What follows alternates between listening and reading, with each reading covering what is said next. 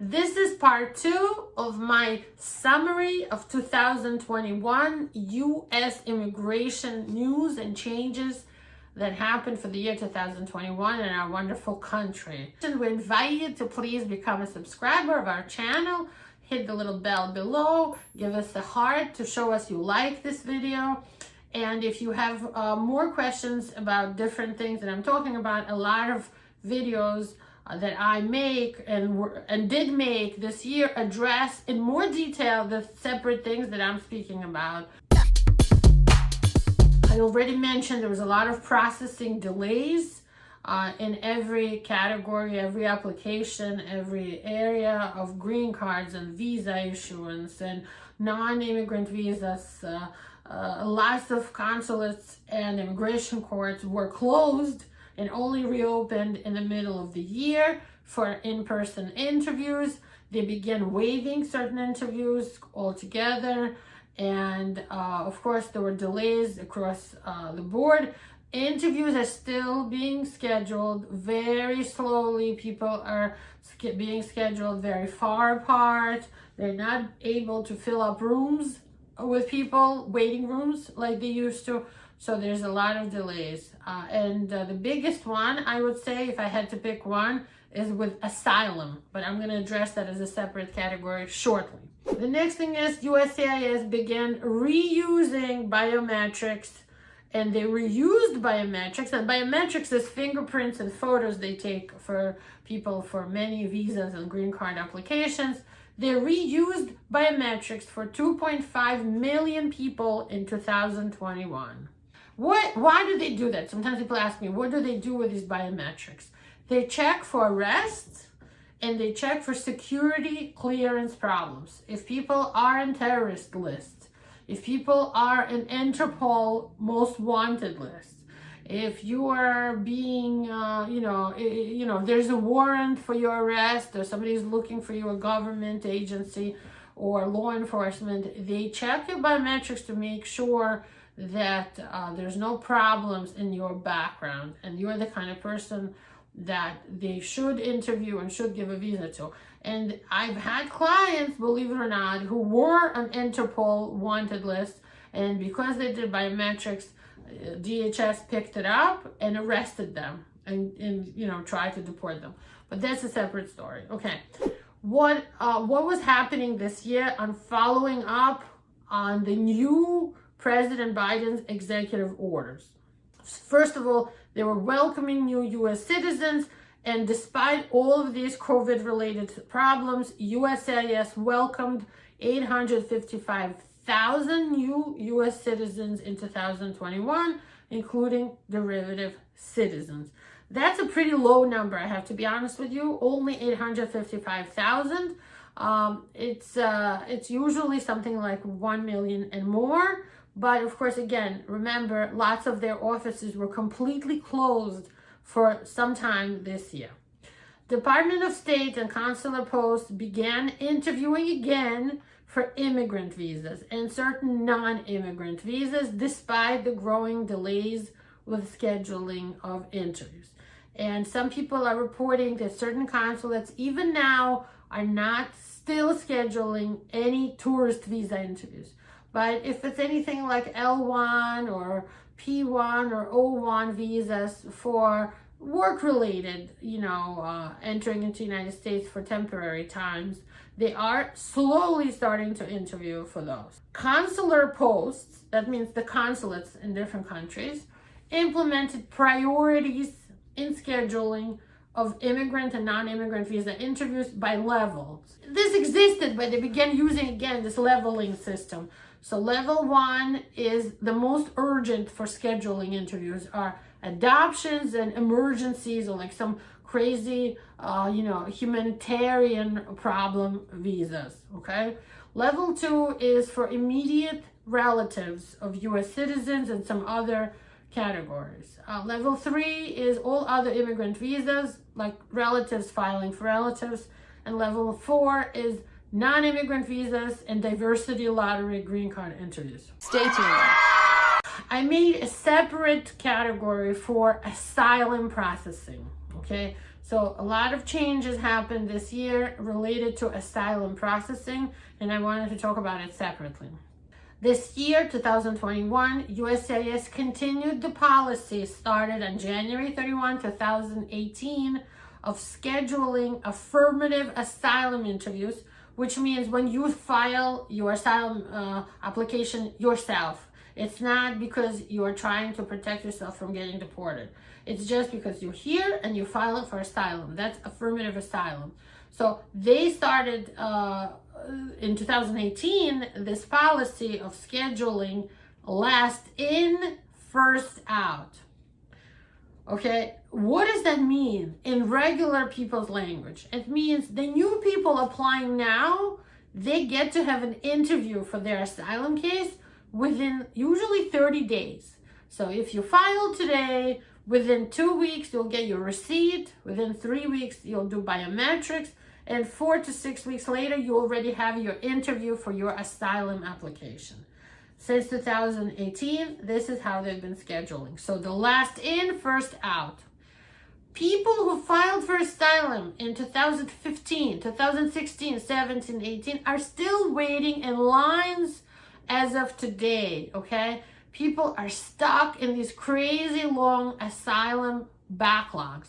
Because of that, it's a real problem, and everybody was hoping that somehow President Biden was going to fix it, but it didn't get fixed, and it's still in place, and that's still happening. First priority for asylum interview is applications that were scheduled for an interview, but the interview had to be rescheduled, either because the person requested it, asked to be rescheduled, or if USCIS needed to reschedule for various reasons. Sometimes they reschedule because of bad weather, sometimes someone got sick, of course COVID and things like that. Second priority, applications that have been pending 20 days or 21 days or less. So anybody who filed in the last 21 days is getting scheduled as soon as possible. And third priority is for everyone else. That's all the other pending asylum applications. People who are in backlogs will be scheduled for interviews starting with newer filings and working back towards older filings.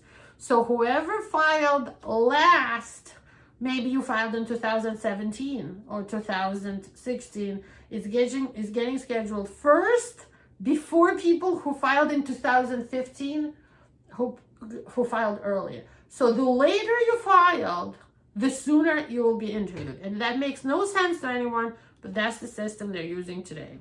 This is messed up. Here are some statistics for you guys. In 2021, for asylum, we're talking asylum only, USCIS completed approximately 39,000 affirmative asylum cases. That's people who filed for asylum themselves. 44,000 credible fear determinations. That's at the border. So in 2021, they interviewed 44,000 people who asked for asylum at the US border, and more than 4,400 reasonable fear determinations were made. On August 2, 2021, USCIS opened a new asylum office in Tampa, Florida, in response to an increasing asylum workload in the state of Florida. So a brand new asylum office opened this year despite everything in Tampa. Number 4 on my list of asylum processing news is that refugee interviews continued this year. Now, asylum and refugee status are different, okay? Asylum is when you ask for, asylum status in America, inside US. Refugee is when you are in your country and you ask for asylum through the consulate. So refugee interviews in 2021 continued.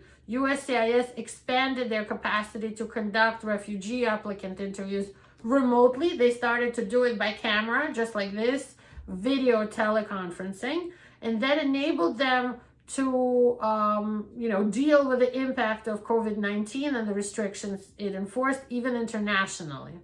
They used officers in 12 overseas locations to conduct in-person, so they still continue to do in-person initial refugee interviews or provide support for video interviews for refugees, doing them remotely in 2021.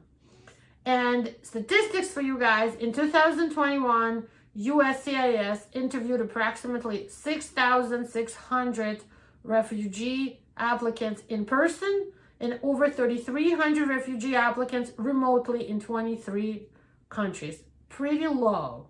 And again, has to do with COVID.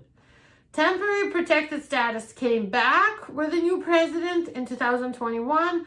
USCIS began once again accepting applications and renewals for TPS, temporary protected status, and the new and extended designations for South Sudan, Burma, Somalia, Syria, Venezuela, Yemen, and Haiti. On July 21, 2021, USCIS publicly launched an online system for first-time initial TPS registration applications. The renewals you still have to do by paper, and they published designations of Haiti again, and under Trump, they were trying to stop the Haiti stuff.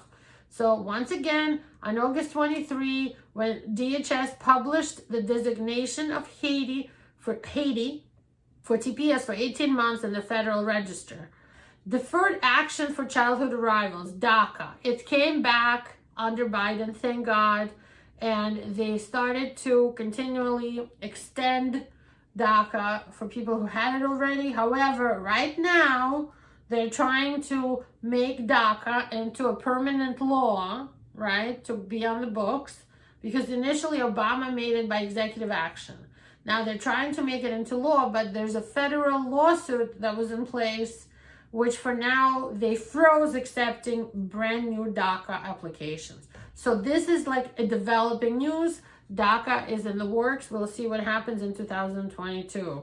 They did something revolutionary finally to help people who are waiting for the U visas for victims and witnesses, cooperating witnesses of crimes. So if people are either victims or they actually witnessed a crime and helped police or the prosecutors or the court, they're able to apply for the U visa. And this year they created something called the U non-immigrant bona fide determination process for people looking to get the U visa. And they, for anybody waiting for more than 2 years, they are now themselves, you don't have to do anything for this, reviewing their application and issuing something called a bona fide determination, which is kind of similar to what people were getting in VAWA for initial, superficial approvals they were getting. And if you are waiting for you non-immigrant bona fide determination process and you get it, you and your family members will get 4-year work authorizations, because people who are waiting for U visas are waiting 5 or 7 years sometimes. If you've been waiting for a U visa over 2 years and it was a real case, it was something that you filed because this happened to you, all your forms were signed by law enforcement agencies, your documents are in order, they will give you something they created called a bona fide determination and give you 4-year work permits for yourself and family members. And it's kind of similar to the prima facie approval that people get for VAWA, but over there you get it immediately if you file for VAWA. So that's it for the non-immigrant visas for U visas. My name is attorney Marina Shepelsky. My office is in New York, but we help people in all the 50 states deal with immigration problems on every level, from employment immigration to family immigration to denials, immigration court, deportations, anything that has to do with immigration law. We now cover all the 50 states. So if you have a problem, you can give us a call. My next news of the year, and this is a big one, is that they made a lot of online filings and online tools available to people that are really working, and I see it in my practice, and are making things much easier. Finally, USCIS has been working to transition at some point in the future to fully digital filing and decision-making process. As of right now, they continue to expand their online filing abilities. So now you can create what's called My USCIS account. If you have anything in the works with USCIS, you put in your alien number, you put in all the receipt numbers for your cases, and they email you the second there's a change or something going on online with the status of your case. So if you filed family adjustment of status case, you put in the receipt number for the I-130, and if you file for a green card, you put in I-485 receipt number, I-765 work permit number, I-131 advance parole number, and all those cases have receipt numbers, of course. And if there's an interview letter sent, you will get an email saying an interview letter was sent. If they rejected your package, you'll get an email saying your package was rejected. Of course, you have to wait for the letter to see why it was rejected, but you'll get the notification to wait something. And you'll know that if you didn't receive a letter from them, you call them, you email them, you make an e-inquiry, and you say, I didn't receive a letter, correspondence was lost. And so that makes things much, much easier for people. And the number in 2021 of my USCIS online accounts grew from 6.1 million in 2020 to 9 million in this year, a growth rate of 48%, because people notice that it works and that it's easy and you just do it on your phone. Case status and changes in process can be tracked at www.uscis.gov. You do check status of my case, you put in the receipt number. It's pretty accurate. Most of the time you can see what's going on with your case by plugging it in, or create the my USCIS case account, and you can get news on your case immediately by email as well. In 2021, they added 2 forms for electronic filing. So now you can file Form I-821, application for TPS, and Form I-765, application for work authorization for TPS people who already were approved for TPS, so they're just renewing their work authorization, or for F1 students seeking OPT if they request employment authorization as extended OPT, and in certain other categories. Processing times you can find online, and they're reported on a link which is https://egov.uscis.gov/processing-times/. But you could just go to uscis.gov and say processing times, and you will get processing times. You have to select from the drop-down menu the form you want to know, how long it's processing with them, and what service center it's at. And they're pretty accurate, and they tell you how long to wait before you have to start worrying that your form is taking too long. And there's a way to now make inquiries online, so you can write online and make an inquiry, e-inquiry, what's going on with your case. Again, having the A number, your receipt number, and your address and name and all that stuff. Immigration court changes in 2021. They brought back discretion for immigration judges to end, terminate, and administratively close certain immigration court cases. And they took away the rush under Trump. They had like certain pressures to rush cases. So that's over, and that's a good thing. They brought back ICE DHS counsel ability to allow for something called prosecutorial discretion, or PD, where it's a humanitarian case and they allowed on their own to close or administratively freeze certain kinds of immigration court cases. Online court portals for lawyers opened up. That's huge. So now you don't have to send anything by paper anymore. They changed it. Now you can upload things into your attorney portal.